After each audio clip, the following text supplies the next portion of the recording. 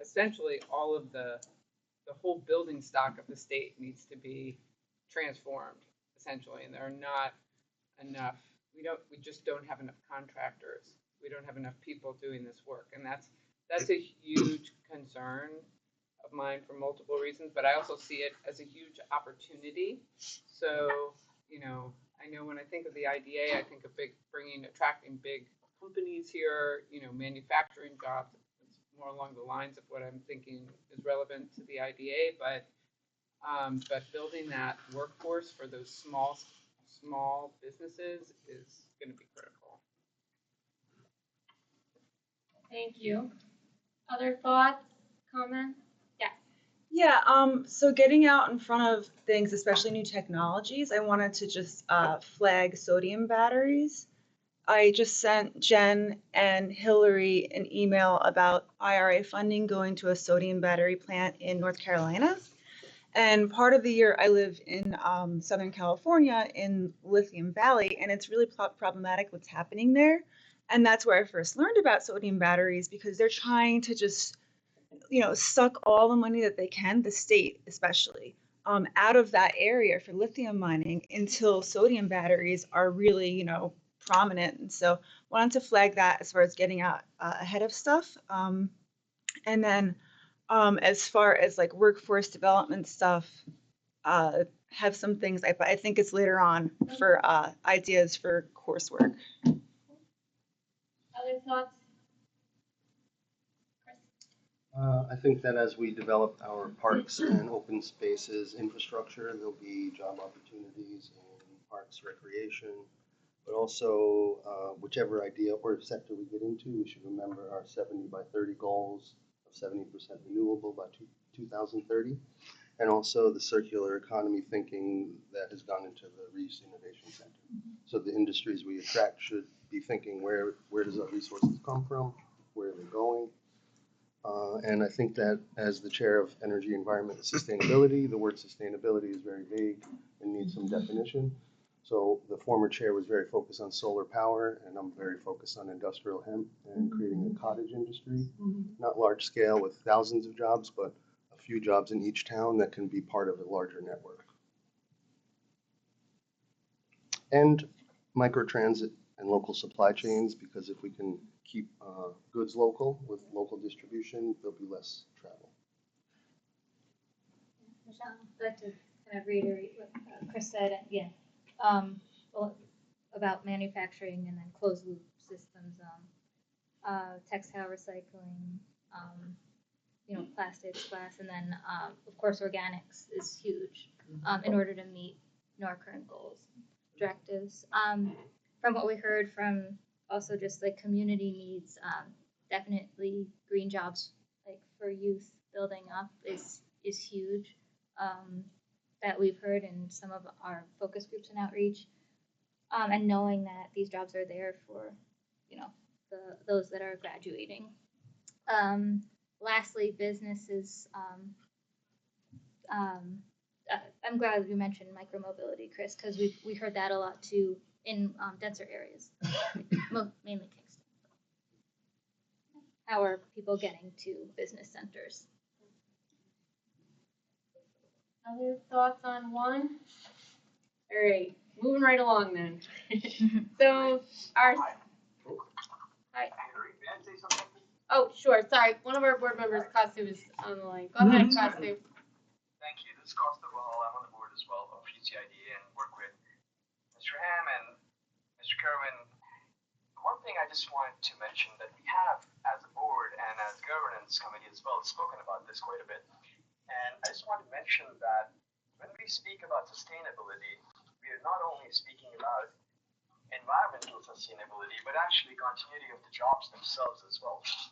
So one of the things we have discussed, and I'd like to add to that question perhaps, and everybody can answer through over the length of the conversation, not immediately. But the idea is to think about things that are, yes, innovative. However, the continuity of the product is going to be important as well. In both the sector or the subsector, for the lack of a better term, I'll say it, that we bet on. I hate that term, so I'll qualify it as such. It's my personal opinion.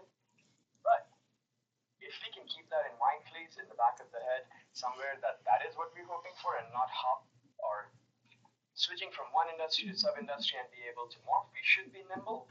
However, we should also have certain focus areas we know are going to have continued development and market. Thank you. Excellent. Thanks, Kastu. All right, so question 2. Given Ulster County's commitment to sustainability and the promotion of renewable energy sources, how do you envision renewable energy development shaping the future of the county, particularly in terms of economic job growth, job creation, and environmental sustainability? So this question is kind of geared towards those renewables, solar, battery, wind. We're talking energy. So if anyone wants to take a stab at this one.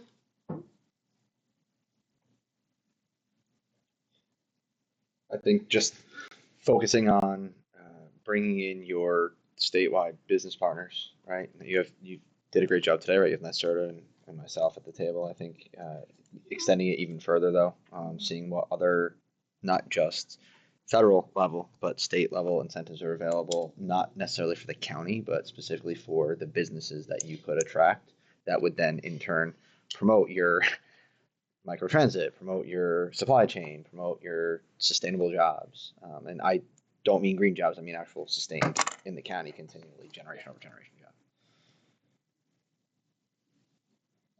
For me, my developers that want to come here and build stuff, they are hit with insurmountable red tape. And after the red tape happens, we're at countless board member municipality meetings, okay, for renewable energy projects, only to be told no. And it's a fist fight. And that turns off a lot of people coming to, not only our county, Orange County. Rockland County seems to have a good grasp on it. I don't know if they just don't care, but they just build it, but we do. We run it. Solar farms. I can't even, I like to have $1 for every time I had to bring 100 guys to a solar farm hearing. I mean, it's solar, it's, a lot of burdens are put on the contractors and the developers to go above and beyond, which are added costs to these projects, which we all know we're trying to stay within the guideline to build these. And, that burden it falls back on the developer on that. So from my point, looking out, it's never really, it's not acquiring the properties, it's getting through the red tape. And it's, Lisa knows, it's years. I mean, I'm sitting on one right now for 2 years here. I think that process also impacts the workforce. And I say that as somebody who at one time directed workforce programs. So to the point of sustainable jobs, right? You're trying to give people skills in like certain building skills, right? That are going to be germane to that kind of work, to solar farms, to various sustainable projects. And when things are halted seriously, it's very difficult to sustain a training. You get people into training programs and then there's no jobs to place them in. And so, I mean, how many times did that happen with us? When, it happened a lot, right, Faith? I mean, I'm sitting between two partners that I worked a lot with. Faith helped deliver the programs that OEP did, and she designed some of the programs, and certainly Barbara trains them, and it becomes difficult because of that. And then you don't have people entering those jobs because we don't see a future with them. We've invested, and I'm going to speak on behalf of the unions, okay? We've invested hundreds of thousands of dollars to train our people efficiently, properly, safely to do this kind of work. We have mocked up farms, battery storage facilities mocked up. We have on-site operating engineers, which we call, like a shoppy kind of guy, a guy that oversees a battery storage thing. We train them in everything on this. And what happens, Lisa, is to your point is all of a sudden these fall flat on their head because there's something that's running interference all the time. And then, guys lose interest. They go, okay, so I'm going to do another 60 hours worth of training, only for what? And my job is to promote it, saying, you're doing that 60 hours because it's got to come. And to County Executive Metzger's point, we have a goal to reach, so we're looking to train them out to hit that goal. Right. And that's what we're trying to do. But we have to, it's very hard to keep, I've got 15,000 guys of my own just in Local 825 Right. to keep them interested and keep the training moving. Right. Right. And then have them do that. And have it actually do that work right. that they were trained for. Yeah, I Correct. think that is. It's a huge challenge. So I think everybody shares the same common problem here. I would just add that, so from the county's perspective, we're definitely wanting to support municipalities and like being proactive about identifying sites, and a lot of work has been done. Actually, Manager Green is not here, but a lot of work has been done around getting municipalities to participate in this UCIDA Hudson's tool to start kind of proactively mapping. Mm-hmm. So there are like land use decision issues. Ulster County is not going to be a place where there's large scale renewables, meaning 20 megawatts or bigger, because we just don't have the land mass available at the price and near the transmission infrastructure where that would even make sense. But certainly distributed renewable projects that can be up to like 5 megawatts or something around that amount. But one of the biggest hurdles, I think, is on the utility side. It's the interconnection. It's that is the single biggest showstopper when it comes to renewable energy development. It's Central Hudson, and it's really statewide. And the utility is just not. It's just a slow process, and it's a costly process. It puts up a lot of barriers. I think, Jess, you might like this campaign I'm working on in my head. It's called Decentral Hudson, and it's about. I did invite them. Oh, yeah. You guys know they're not here, but. And it's about decentralizing our power to the neighborhood and town scale, and still having jobs. How do we build small rooftop solar is an example of how we can decentralize. And I feel like people are concerned that solar fields are heavy industry that risk the use of arable land, which we saw in Ellenville. And it's a pain when we spend money on fighting a project when it's supposedly a good project. But how do we adjust it to be maybe rooftop wind capture and more on a decentralized scale? I think would be more popular. And the solar mapping tool that I took with Mana helps people see that rooftops can be a solution in the main street. Like 5 rooftops can do a similar amount of power. Thanks. I would just, taking my IDA hat off and just my work experience hat on for a second. Before moving out here, I was out in California. I've done renewables development and real-time electricity trading, and all in the eastern grids and on the west coast as well before settling back here in Kingston. The biggest, to Mike's point and Jen's point especially, is everybody complains about this. This is not necessarily an Ulster County or even a New York State thing, but the time to get an interconnection, the time spent in red tape. Now everybody who has a stake in that process obviously thinks that they deserve the time to do the analysis that they require.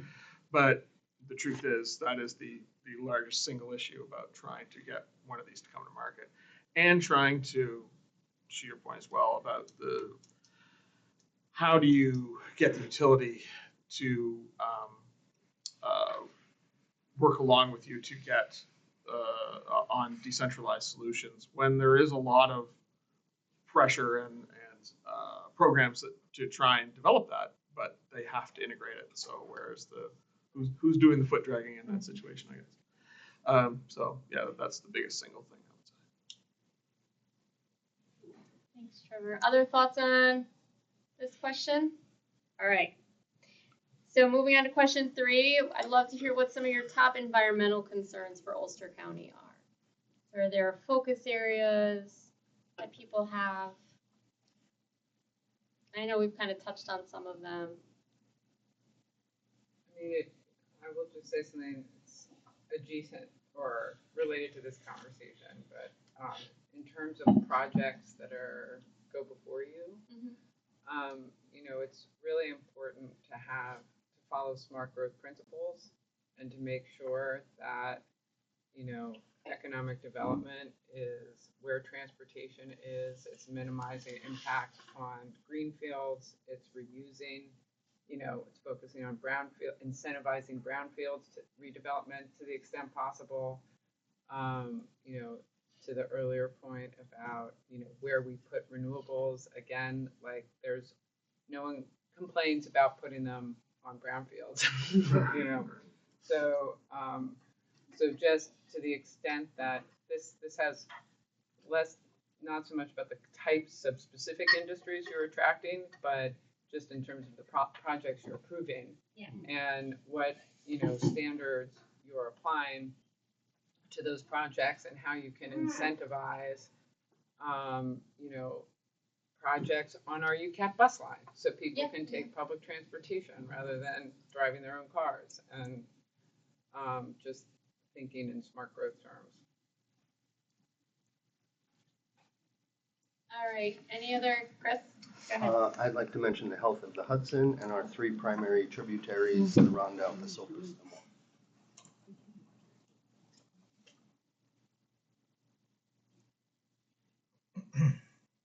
Yes. CLP is really concerned with Central Hudson's inability to be able to keep up with these projects. We were in court for 10 days in Albany, cross-examining them on climate, and they are a complete mess. If you thought billing was a mess, every department of theirs is a mess. And I would say this even if they were here because it was clear. And so any sort of things that we're working on are the Renewable Energy Implementation Plan group with Mana and myself and others. The work that we're doing is just going to be so undermined if they're not held accountable for what they're supposed to be doing on their end. With, rate structures too, I think is a lot of reason. That's oftentimes probably what this red tape, in addition to the interconnection and permitting and stuff, is the rate structures. We can't even have decent battery storage here because of the current rate structure, which is in the report that we have for the REIP plan. But yeah, so just wanted to hammer down Central Hudson. Something has to change. And that's true across the board of all distributed energy resources, including EV charging. There's nothing proactive in Central Hudson's tariffs to turn these into resources that benefit the grid instead of it just pose other problems for the grid. So if these resources can be structured in a way that improves reliability, that shaves peak demand and cost for businesses, that gives people resilience during blackouts and that sort of thing. Nothing is being done to encourage the kind of distributed energy resource development that we need. And there's no accountability for staff either. Nobody is tasked with. We tried to find it out. It's really difficult to even get somebody to even say that they work on climate. That just makes me think of also resiliency and all of our storms and flooding that happens, and just making sure both existing and new businesses, and whether it be manufacturing or small scale, are set up to make it through some of what's occurring. Then ag is another big concern with just climate effects. Something that stuck out to me when we talked to farmers, and Lisa, you were there for this, but we learned that there was one farm that's electric bill was higher than the value of their farm. Wow. So that doesn't sound sustainable, and what can we do? Right. So. One thing about Central Hudson, since nobody in the room's beating up on them. I would have to say that, I mean, I live in Kingston. I lived in Ulster County all my life, and I've never seen anything like that before. I was fortunate. I happened to live with a very smart woman, way smarter than me, that, we didn't get hit as bad as everybody else did. But, one thing I do want to applaud is the county exec, Congressman Ryan, Senator Hinchy, on the tremendous work that they've been doing, and bringing them to task, putting the fire on them. So, I just like to say that, and their work is not done. So I know that for a fact. All right, other thoughts? Okay, that was environmental concerns. I know we got now to central government. That's okay. We just really want to know, what are people's focuses? I really appreciate the comment about our waterways, our rivers, and our And tributaries. on that point, the water, like promoting green infrastructure is really important. And As the river goes, so does the yeah. Yes. And being smart about, like, again, the kinds of businesses we attract, like we all have heard, it's like an old saw now that, water is like oil now and will increasingly become that. And there is going to be an increasing desire to commodify our water and companies coming here and essentially privatizing it for sale and for profit. And that's something that I think we have to really guard against, because we need water supplies, obviously, for our communities, public need, basic need. So. Remember at Cooper's Lake, when they were going to bottle Cooper's Lake? I live in the city of Kingston, by the way. Straight out of the tap, it's like drinking candy. It's unbelievable. My water is incredible, okay? But, I mean, although the jobs that would have been created by that, I don't think anybody really had their finger on the pulse of what kind of problems were going to happen at Cooper's Lake at the time. They were talking mere evaporation levels coming off would fill the coffers for all the bottling processing plant, but come on. As that grows and things, you don't know. So I agree with you, Jen, 100% is water is going to become the commodity. And, we really got to protect that. And, I'm a construction guy. I want to build everything tomorrow morning. But, in our organization, and my boss is a very smart guy, he always says if it's not sound for the environment, it's not sound for us either. We live here. So we've taken that position where we just don't want to, throw up things every single day that affect the environment. But I just said to Chris, as the river goes, so does the area. So you've got to protect your water. So. Thank you, Mike. So I think we have a lot of educators in the room as well and people involved in workforce. So just skipping around a little bit, I'd love to hear a little bit about what educational opportunities do we already have. So we want to make sure we're kind of coming together. So the industries that we're attracting match the educational opportunities that our schools are providing.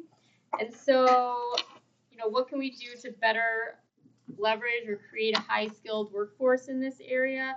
And what educational opportunities are we best positioned for, and what are some that you guys are thinking long-term that you'd like to create as well, so we can bring the business here that matches our educational opportunities in this kind of, through this lens of environmental sustainability. So maybe some context first and some programs that we have. In 2018, Ulster BOCES had about 850 juniors and seniors in its Career Technical Education Center out of about 3,500 juniors and seniors. This year, on opening day, we had over 1,300 of 3,100 and about 25 juniors and seniors. So there's a lot to be proud and excited about within that. The skilled trades have support at the building level, at the Board of Education level, at the parental level, and interest from the kids, which is a good thing. But we've taken a lot of steps internally to open up more seats. Hired second teachers in trades such as welding, electrical, HVAC, auto, manufacturing, so that we can support strong enrollment and strong enrollment demands. Our ag science has nearly 60 kids. That wasn't a program that existed 5 years ago. Our welding program, nearly 80. 76 is actually the number. Electrical, 76. HVAC, 56. Over 100 kids in our auto class. So those are examples of things that we're currently offering that are full. There are waiting lists. We're trying to do what we can. It makes us actually quite sad as educators that there are kids who want opportunities that we're not able to provide because we're kind of space locked. Within those programs, I feel like auto has an opportunity to retranslate pretty quickly into whatever a group such as this and Ulster BOCES could determine it needs to look like. And before I move on, I'll just explain why. A career and technical center, as all career and technical education centers in New York are established, has kids for 2 years, half a day each year. So legacy behaviors and legacy programs really only need to be a 2 to 3 year concern or consideration. We can redefine pretty quickly. Therefore, we can define quickly.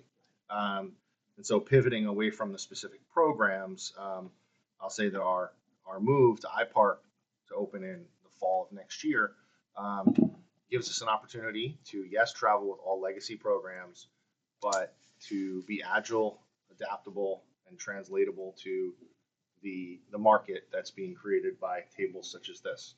We're really excited that the way in which we're envisioning the space, glass fronts to each of the learning labs and massive open spaces out in front, we'll be able to essentially move in and move out or move away from certain ways of instructing, teaching, knowing, but certain programs also, and bring in job training programs where accessible and available.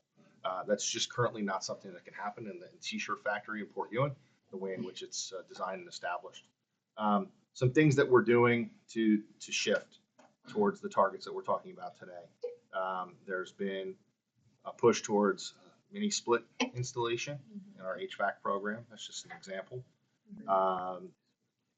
Electrical is at a place where 3 years ago it could only think about boxes and junctions and connections to thinking about how to translate into renewable sources of energy, and has an affinity towards solar currently, which is great. Our welding program, a little bit different, but in terms of job market and kids having access to jobs, we sent one of our welding teachers to Cornell this summer to be a part of a cohort of 10 people who studied ultra high purity welding.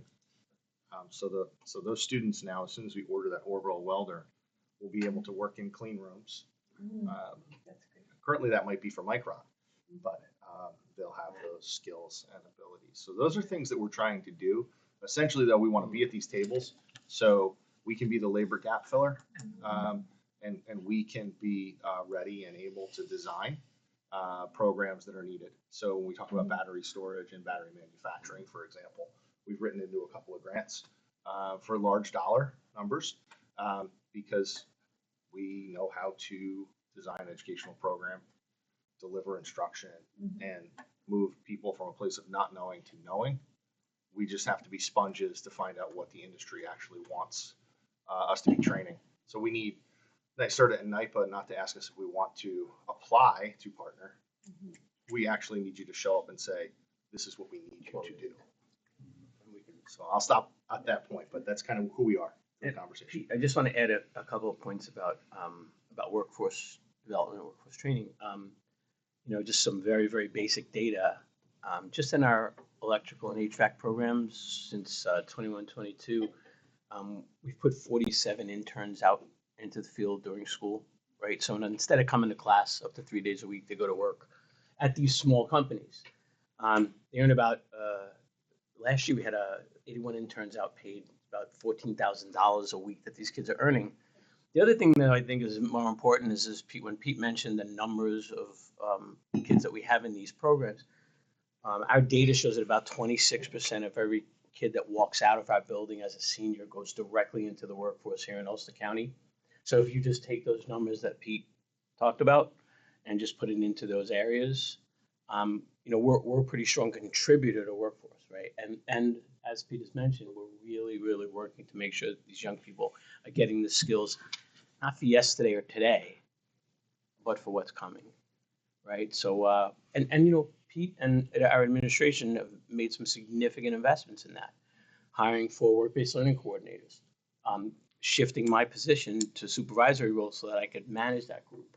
And I think that, when you combine the educational aspect of it, which is critical, that our kids stay in our county and work, right, with our efforts around workforce development and the simple model of, wait a minute, you need to hire, well, how about this kid for 9 months in a long 9-month interview that can just come to work for you when they graduate, because 26% of the kids that do that actually do it. So I think we're in a pretty good place. But again, as Pete mentioned, we need you guys to tell us, because we're in a position right now where we can actually adapt to that. Yeah, and just contextualizing my comments, because some people did state their DNA here in Ulster County.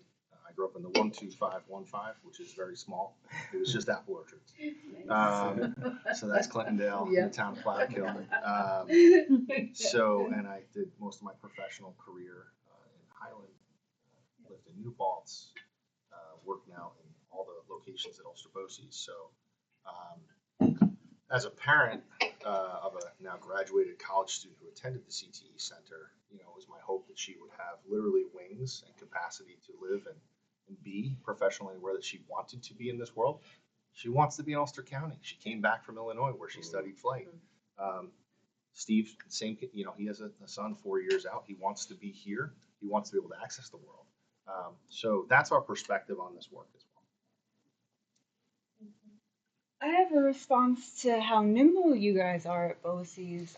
For the adult education sort of side of things, there's a program, I think it's 4 modules. My partner did it in Saratoga Springs at their BOCES. And you don't have to do it in order, but basically you can get your EPA 608 in 4 to 5 months versus the 2 years. And if you could have that sort of accelerated program, I think you would be able to pump out a lot more, adults ready to work, needing jobs, things like that, because the 2-year programs are often difficult for people who are, like single parents or work a couple jobs. So I love that program, and I would love to see it with you guys. I want to stay in our lane, not respond to that, but but I will say that an example of an issue we have right now, 27.6, about 20% of the future workforce in the next 5 to 7 years looks like it's healthcare here in this county, right?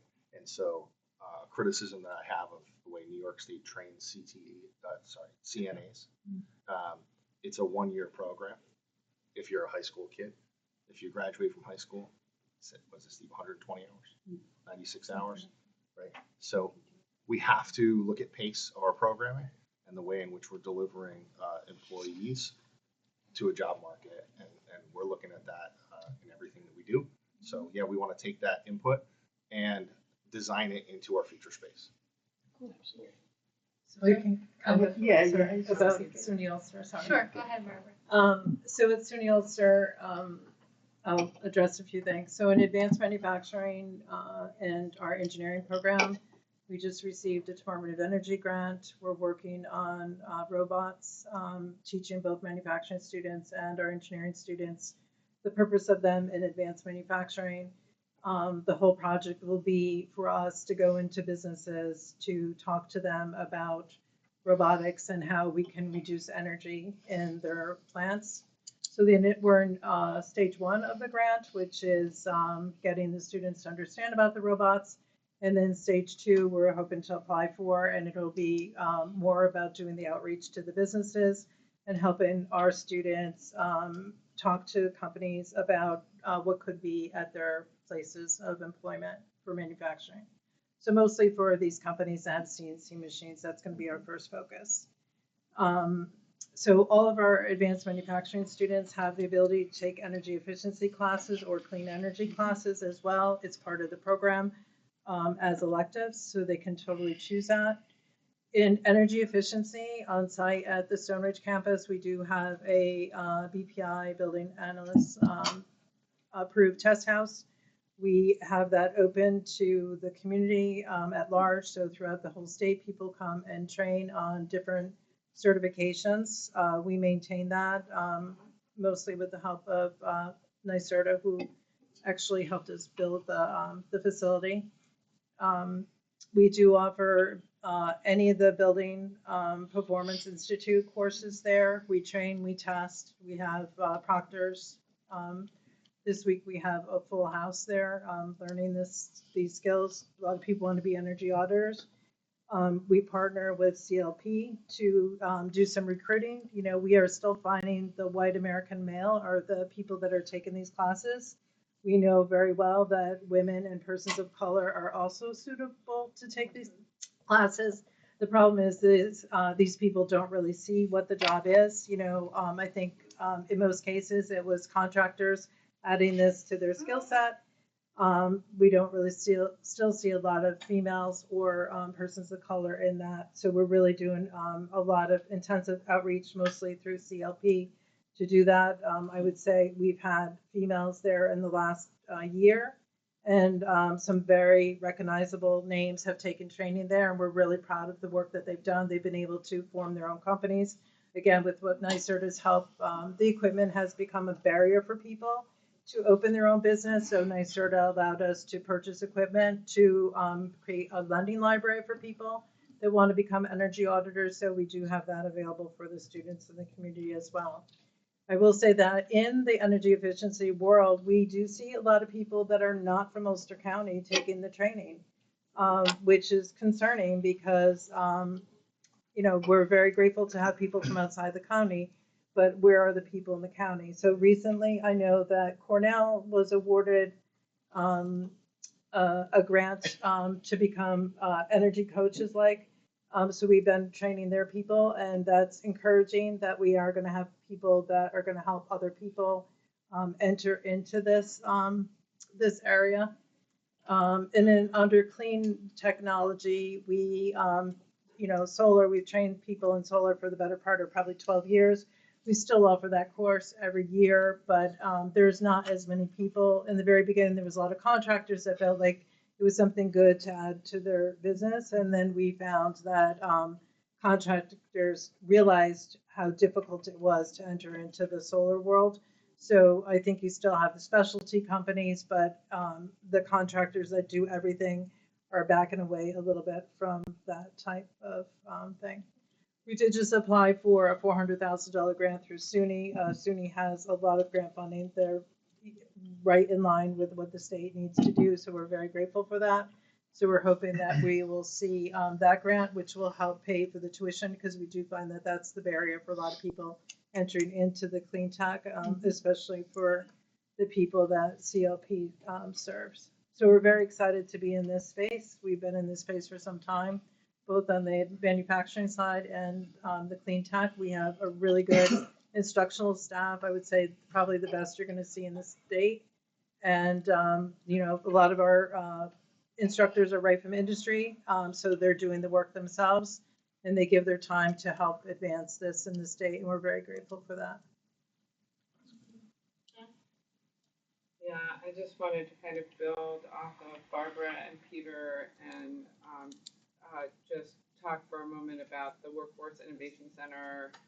I really hope that, you know, the IDA has its focus on that, because we are building something incredibly unique there that I think is going to be an engine for precisely what you were talking about today. We have Ulster Bosse's new CTC, and ours is a partnership with SUNY Ulster and SUNY New Paltz and our county Office of Employment and Training, Economic Development, Tourism, CLP, and basically Youth Build, everyone who's involved in this space. But, you know, what we want to do is we attract these kinds of industries there and work with them to develop the curriculum, the programs that they need, and, you know, really create like a pipeline directly into those industries. So that itself should be a huge attractor. But, you know, we would like, you know, the IDAs and everyone's support in really focusing on bringing those businesses to that site. And again, it's a brownfield that we are redeveloping. It is just the right way to go on so many fronts. I actually have to run to another meeting, and I just wanted to just throw in one kind of final thought that's not related directly to this question, but I think this is something when I was in the Senate that I wanted to work on and didn't get to it. But I think that it would be very helpful if there was basically criteria for the IDA that encourages the right kind of development and that encourages sustainable industries that, you know, that contribute to the circular economy, industries that contribute to the clean energy transition, and like make a concerted effort to incentivize those particular kinds of industries that we need, and also really encourage any company, anyone getting incentives to be sustainable in their own practices, and that creates the, you know, that just, you know, further, that has a multiplier effect on our own local economy and encouraging the right kinds of investment as well. So I hope that would be a dream come true if that could happen, and I'll leave you with that thought. Now I have to go. Thank you so much for Thank you for the. I know a few people had to leave at 3, so before I move on to the next question, if anyone doesn't like feeling awkward and would like to also This is your leave, chance. this is your Exit chance. now. And even though Jen's gonna leave, I would think that UCAD is gonna be co-located as a hub, that's the Oh, plan, awesome. on this campus, right? So that removes a barrier to access for so many folks. Yeah. And just quickly, I remember 1978, my dad was like, we're going to Ed's College in New Paltz from Clintonville, by UCAD. I think it was called that then. But you couldn't get home until Tuesday. It was a Saturday morning. Right? So shifting the way in which. It's still a problem. Yes, Yeah. it's still very much a problem. I did workforce for 16 years. But creating the hub and then relying on the yellow buses to get the kids there, yes. But the access to the white buses to get them home or to return them and bring them at a different time and to bring adults Yeah. from our rural spaces to the hub so that at least even the employers on that campus can employ them, hire them, train them, right? So our goal is to be a part of the gap, the workforce gap for the 6,700 jobs that should return to that space. Yeah. Chris. Legislator Megan Sperry and I sometimes joke about hemp-adjacent industries. And it's a joke because it sounds cool, but also because of what Mike mentioned the other day. Sometimes cannabis has restrictions from the federal government with banking. And if we're training people in cannabis, there could be restrictions. But in industrial hemp, there are no, those restrictions don't exist. So to do a hemp-adjacent industry like engineering, electric, HVAC, they're all adjacent and needed for that industry. And I don't mention cannabis much because I want to make sure industrial hemp is thought of separately because of the reefer madness movement. People group it together and vilify it.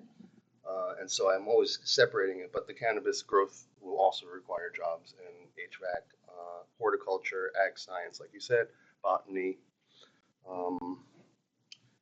In addition to industrial hemp manufacturing, training, and entrepreneurship, because some people will see that word and be attracted to it. Others, their parents might say, you can't go into that major, even though they want to. So you don't, it's adjacent. Got it. Thank you. So I think, given just our time, I want to be respectful of everyone's time. We've kind of talked about some of these things, so I might just like kind of lump 4 and 7 together because they have some similarities. They're like sister questions. But we'd really love to hear just innovative ideas that you have. So just quickly to give some context, the IDA grants incentives, it's me. We do have a part-time person who does our minutes, but we rely a lot on our economic development office, who unfortunately is not here. And they're doing a lot of our business attraction too. So we like to think that we were partners with that office. And so we want to make sure that what is being attracted here to Ulster County, the IDA can help support. So if you put on your ideas hat, we'd love to hear some specifics and define those. there's no right or wrong answer, but putting words to a business, like a hemp adjacent industry, I think really helps us when we're deciding what these incentives are going to look like and how we measure them, to get some context of actual types of businesses that you would love to see. So this is everyone's wish list. We want to know what your wish list is, what you're working on. I know, Josh, you've been quiet, so I'm going to pick on you. From Hudson Valley Economic Development Council. So, they're doing a lot of work in the region, and we'd love to maybe start off, and what kind of projects would you love to see brought to our region? Yeah, I think one of the guiding documents that we traditionally looked at is what Ulster County created a couple of years ago, which is Ulster 2040. Yeah, the 2040 plan. Yeah, and it really aligns with what the Mid-Hudson Regional Economic Development Council strategic plan outlines. I mean, it's food, ag, and bev. It's clean energy. It's also infrastructure, and that something like archtop fiber is part of the interconnected glue that doesn't necessarily sit in the types of industries you're always trying to lure in. But I think if you look at there was a section on makers and creators. A lot of people that come here are in creative sectors. Film and television obviously is part of that. And so I think that's kind of what's really the guiding force at a place like the old IBM, which is now iPark 87, is trying to align with that and make sure that I think, it doesn't seem to conflict with anything that was spoken of here today. I think there's a couple areas, like I don't want to speak for HVADC, but I think that it's very important to also think about our waste stream if we're talking about environmental issues and how we're reducing waste to landfills. And I think there's probably a lot of economic meat being left on the bone of what we're putting into landfills, especially out of county. Commodities that might exist in there, and can we level up how we learn how to repurpose things? I think when I was a grant writer, I was working on a big project for waste to energy that was not burning it; it was using indirect gasification. But they had a very sophisticated process of sorting, and you'd be amazed by how, especially with artificial intelligence and robotics today, you could probably sort waste at such a rapid pace that you could find innate value. But once you do that, of course, you also have to find markets for those things. So it's like, I would probably defer to Mark Ryder over at UCRA as a great conversation starter about what they might see there. And then obviously the research and innovation, I think empowering SUNY New Paltz and what they're doing, and they're coming over to iPark as well, their Hudson Valley Venture Hub through the School of Business as well, and saying that those are more companies that I think, who brought up circular economy first? Yeah, I mean, that's really, I think Eliza Edge, who's running it there. She couldn't be here today. Yeah, that's a huge part of her focus and also her training. I believe when she got her education was in circular economy, and she knows some of the world experts in that. So again, I think that relates to what we're saying. Everything should be, let's keep as much as we can in house here. Yeah. Stone Ridge native, right here. I will live and die here in Ulster County, and it was a major trauma when IBM left. So if we can get some 21st century jobs here and keep this physical beauty, I think everyone wins. Absolutely. Yeah, I think about what the Esopus might be like and look like in terms of active recreation if iPark actually comes back to life the way I envision it and the way others envision it. I spent this weekend at the head of the Charles in Boston. Different context for sure, but watching the volunteers and the employees sort the waste with the people and talk it through, and just watch. I mean, there's a lot of wealth in that crowd, right? But letting people know, take the top off your coffee. So they're doing that at events here in the county. Yeah, but we don't have event spaces. So that's one thing I want to add. Yeah, Right. yeah. So we don't have active recreation event spaces that we Here. support and sustain. And I think that's something we need to do. So I've coached all around the country, Yes, but I I agree. only coach outside of Ulster County because there's not a space Yeah. to train and to work with young people. right, and, right, I agree. And whether that's music or sports or active recreation. Right. Much of our environmental sustainability initiatives, can you turn that off? It's passive recreation. It's intentionally passive, which is a natural barrier. What, I'm so sorry, what is the difference between active and passive? So you're intended to walk and be where you're intended to walk and be in a park. Yeah.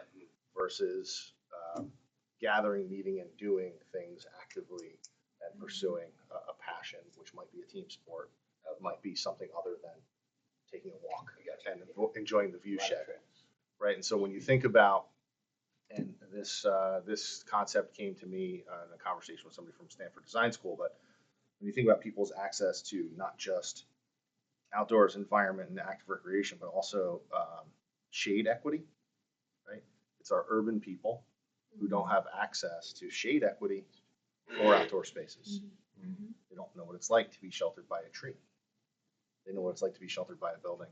And so it's those same people who don't have access to like go play on a nice park, a nice field in a curated experience. So I think that's something that would sustain tourism as well. Instead of heading out to all these great sports parks. I'm 100% behind all of that. Well, good news, Ulster County has for the first time a parks director in the budget this year, and next year the responsibilities will expand. Terrific. That's wonderful. The kids will benefit. Yeah. Can I add something? Yeah, please. Josh, you made me think about IBM there, and Sorry. I feel like for new industry, and like I said, I'm focused on industrial hemp because there's many benefits, and I have a list of them, including farmers succeeding, having strong agriculture, the thousands of products we can make. But we need a multi-year plan to get something like this back on its feet, because before 1920, everyone was using industrial hemp. While we question our old beliefs that large companies can save our economy, and I think we have to focus on how Main Street is the answer. Yep. I'm so sorry. No, you don't have to apologize. We want to hear your opinions. Hillary, what you wrote here, though, housing challenges, like the worst thing that it'd be a shame to lure companies here and they say, I can't house my workers here. So We need fair market housing, we need low income housing, we need housing. housing. Yeah. More We housing. did invite the planning department. Kai was supposed to come, but I must have gotten stuck in his office. So housing is something that the governance committee is working on. They had I believe a similar task force, maybe a year or two ago, 3-4 couple years ago also, and we are now close to getting that policy implemented, and we would love, it's a public meeting, we'll be voting on that policy, I believe November 20th, and we feel it's very reflective of the type of housing that we want to encourage to come here that supports job creation. And so we are very much aware that these ideas don't happen in a bubble, and that a lot of the infrastructure needs have to be built out for these end goal projects to happen. Go ahead, Michelle. And then along with housing, if we're talking large scale, I would say definitely childcare, like that's a shortage, huge shortage, and a burden, an obstacle for at least people, starting young families in the county, and in the region. And then transportation, like obviously. Yeah. Just a quick thought, like piggybacking off what you were saying, sustainable packaging specifically, and then like sustainable fashion too. We're like thinking about kind of how we can bring everything more localized. Textile production. I'm a big sustainable fashion. I go to Yeah, People's Place so a in lot. sustainable fashion, there are a lot of fashion companies that did move up here since since COVID. Sorry. Oh my gosh. Similar experience. So we actually put a cut and sew lab in at the campus, and we have actually full enrollment right now for that. But I was personally disappointed when the governor gave $5 million to FIT and to some other companies, right? So Madex Hudson is the one that we deal with the most, to do the farm to fashion pathway. Wow. So now they've opened that up for people to apply for small pots of money under that. So I'm totally going to go after that, because I think like that, I mean, you know, you might not be excited as a contractor, but I'm excited as a consumer to Right. see this happening, right? Right. So Right. like, you know, look at the broader picture of sustainability, like, right? Because, you know, we go into clothing places and, you know, there's no hems left on skirts anymore or anything. Thing is, it's just, you know, toss the clothing away when you're done with it. And there are companies like Unshattered down in Dutchess County who, like, I think it's amazing the model that they have where they're actually making handbags from material that's donated, like from Southwest Airlines and from the military and stuff. It's like an amazing model, and they're also using people that are in recovery to do the sewing. So those types of things, I'm just like, wow, like this is really where we need to be at. Yeah, for sure. Hemp is also a fiber, right? Yep. So it's all, and you guys have a design program too at BOCES. So you go from there We have a to great there. Yeah. With that said, I'd say reaching out to New York State Center for Sustainable Materials Management, like they're probably a great resource to just know. Yeah, if you go to the Ellen MacArthur Foundation, that's where you learn about, they're one of the world leaders in circular economy. And so I was reading this recently because I was just interested in it. And part of circular economy is also we have to make clothing easier to disassemble when we're done with it, because that's also, we don't like when you turn in your phone, they're going to reuse that. It's not easy to reuse clothing. So, like, could we be a world leader in doing all of these things? You I know? mean, I love this. I'm really glad everyone's here. I feel like I've got 1,000 ideas, and I'm gonna drive Mike and Trevor crazy now with this. So, And just to that point about like adjacent to what strengths we already have, you know, I would love to see us try to identify and work with companies that are kind of like the lighting company, you know, RVW. Yep. They're small, they're certified B Comps, but they do things that are related to what we are doing out here. They make backpacks or something for outdoors.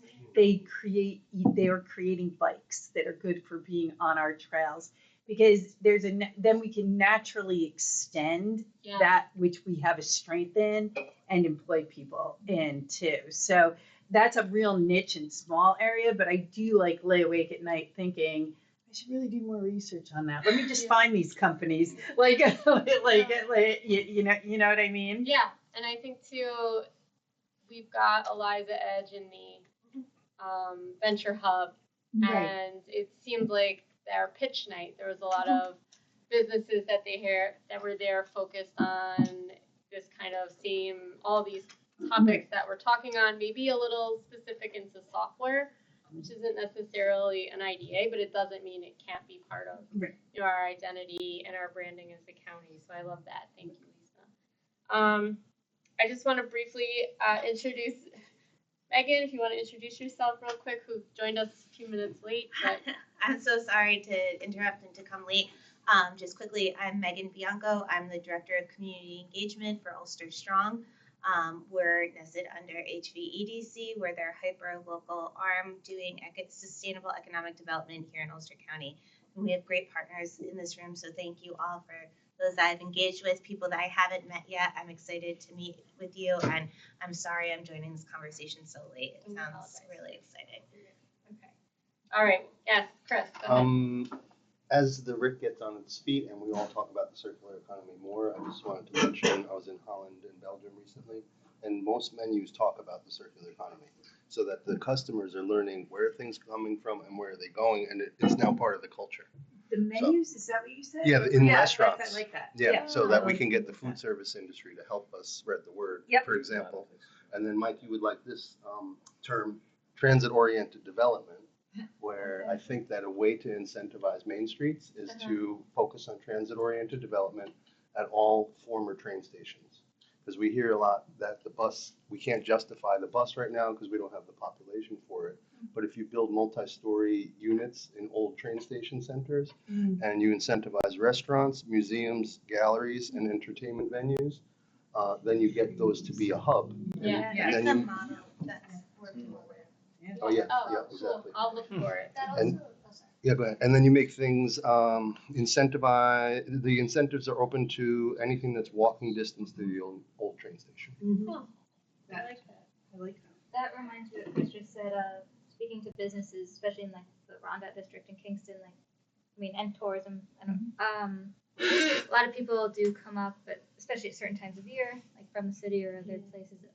And I think there used to be like a trolley or something that went from, I don't know, train stations or bus stations to districts. But kind of thinking about that again, like making it easier for people to get from a central hub space to, you know, another have a dense bus space. that looks like a trolley or something. The city did. The city had it, and it ran on weekends, and it was meant to connect downtown with uptown. And I think, and it was used for weddings and things like that. And it was really really well used. I think people really miss that. I do hear myself quite a bit that UCAT goes to Metro North and Poughkeepsie. It does not go to where Amtrak comes in and in Rhinecliff. And I've heard a lot about like wishing that there was a connection there. Didn't they make a ferry? But I don't know if that It didn't work. It didn't. The ferry didn't work out for whatever reason. There was a ferry for a little bit. It didn't work out, but some sort of a connection between that would probably be helpful. And then, kind of really doing more for us to explain to visitors how easy it is to take the train. Lessen the parking burden. Yeah. Yes. This relates to the green infrastructure projects and circular economy. Yep.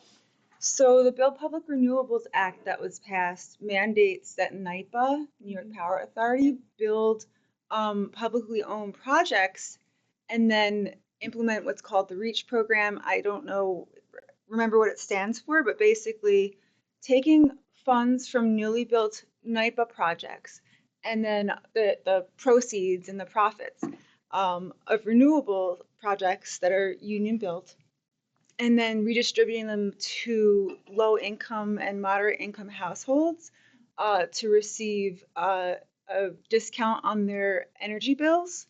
So that's already mandated, and I got this guy's card, Sean, but they just came out with an order. The Public Service Commission had a proceeding about how the REACH program would be designed, but I think it would be really beneficial for those who are, elected officials and people working for different, county agencies and stuff to reach out to NYPA to really let them know Ulster County is ready for these sorts of projects.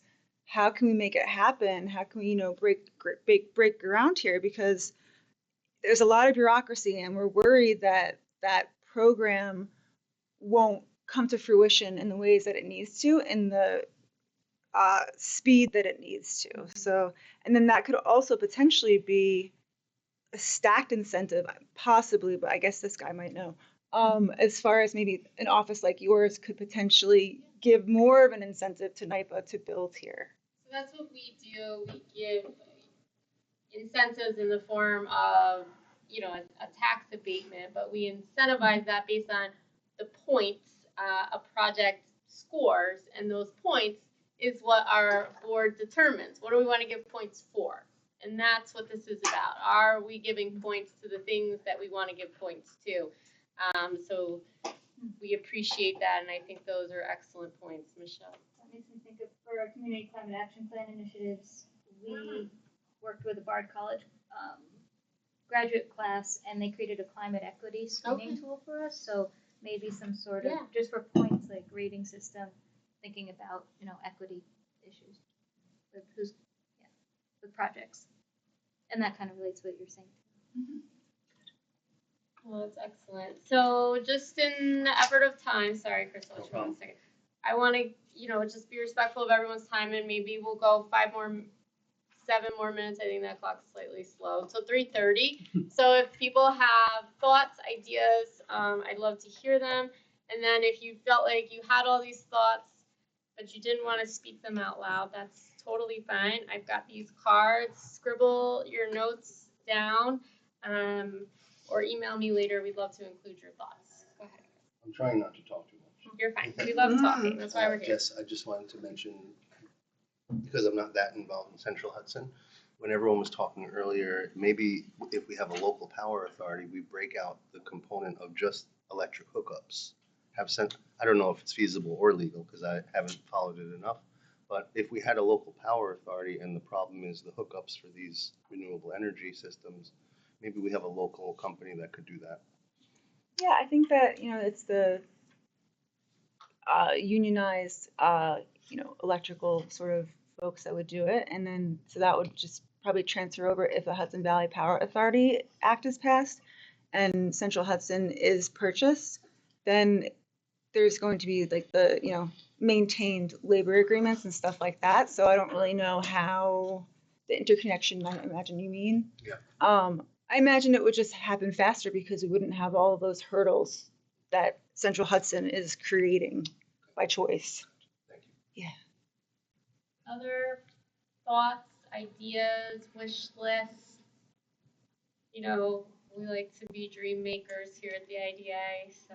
I love this fashion idea. I do too. Yeah. I'm excited. Yeah. I have a question for Peter. When your guys get done welding, do they get a New York State certified welding? They do. Yes, they do. Yeah, and so we need to include you in our conversation for the. Oh, I'll put them all to work tomorrow. So We'll take it. One of the things that happened, just as a directly, we gave up at Ulster Bosse's about 11 years ago, our construction trades program in favor of a manufacturing lab. Yeah. And Right. So, yeah, who knew? Right. Well, it was just a value-based decision at the time, correct. At one table, and so that happened. So we have space for both Mhm. in our next location, and we want to make sure that the kids have academy kinds of experiences, so that they are learning rotations. You guys could be. You guys could take the leap right out of your program right to our programs. Yeah. You guys be on the forefront of all our apprenticeship programs. Be it carpentry, HVAC, be it plumbing, you name it, like electrical. As we all know, there's going to be a hole in the workforce of biblical proportions. Yeah. Okay? We're looking at it right now. So we have about a 6,500 square foot dedicated space right now. Mm-hmm. And that we need to talk to you about. Yeah. The next couple. No, I tie you in there. You know what? I would, I don't want to get off the hot topic. We would love to invite you. I'll invite you down. You can speak to our whole board. Okay? There's 35 egomaniacs in this room. Okay? So, but we welcome, we always welcome, The cool thing about our egos is that they don't matter because we don't have expertise. Our expertise is in organizing educational opportunities and building momentum for kids to access. And no, adults to access. you know what? And I'm not casting shade. I'm just saying, it's like when you played Little League. It was instructional baseball to get to that next level and so on and so forth. And you moved up the rungs, and then all of a sudden, here you are. And, what you guys are doing over there, we talk about this at building trades meetings all the time. We talk about the avenues. Right now, there's a recruitment going on, unbeknownst to anyone. It is insane, It's insane what we have going on right now. We're looking to the future. I mean, hey, I'm a dinosaur. You know what I mean? I'm looking for somebody to replace me and pay for my nice pension while I'm sitting on my island somewhere. You know what I mean? But that's where you guys come in, and you're doing a tremendous job. Well, so just to punctuate what we are doing, Steve mentioned it before. Before Steve, there was just kind of a principal who was signing off on community service and work-based learning hours, whether they happened or not, wasn't being observed. We now have a department, it includes our adult ed, it's 7 people. We think it needs to be 3 to 4 times that size, but we have to grow into it, so we can be intentional. So we want to do it with people. I partner kind of a little bit my trade, which is heavy equipment, cranes, backhoes, bulldozers. We need a hero program. I partner a little bit with the Sullivan County BOCES, only because they have that program. And I gotta tell you something, if you get up there and you talk to somebody, 90% of anybody that walks out the door there, the minute they get out, I go put my hooks in them.